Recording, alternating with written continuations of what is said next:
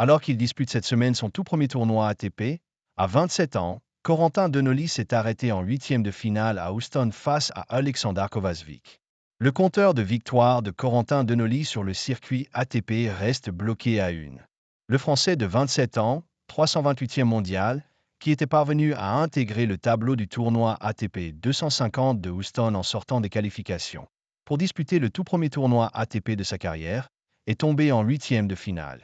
Vainqueur lundi de Brandon Holt, un Américain peu à l'aise sur terre battue, le natif de l'Isère était opposé à un autre Américain, le 79e mondial Alexander Kovačević, tombeur au tour précédent de l'ancien quart de finaliste de Roland-Garros Thomas Etcheverry. Il s'est incliné 6-3, 6-3 en 1h19.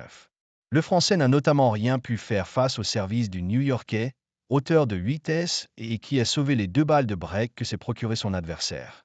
Denoli a sauvé dès son premier jeu de service 3 balles de break, mais à 2-1, il a fini par céder et n'est pas parvenu à revenir. Dans le deuxième set, Kovačević a briqué à 2-2 et 5-3 sans avoir la moindre balle de break à défendre et décroche donc son billet pour les quarts de finale, où il défiera son compatriote Jenson Brooksby.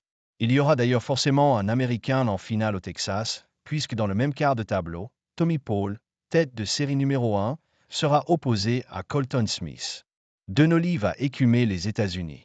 Quant à Corentin Denoli, il va gagner une soixantaine de places et décrochera lundi prochain le meilleur classement de sa carrière pour atteindre le 270e rang environ.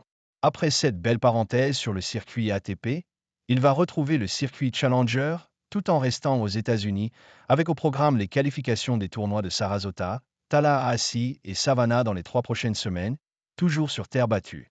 L'occasion de grimper au classement et s'offrir une place pour les qualifications de Roland-Garros, lui qui avait perdu en demi-finale du tournoi junior Porte d'Auteuil contre Taylor Fritz il y a 10 ans.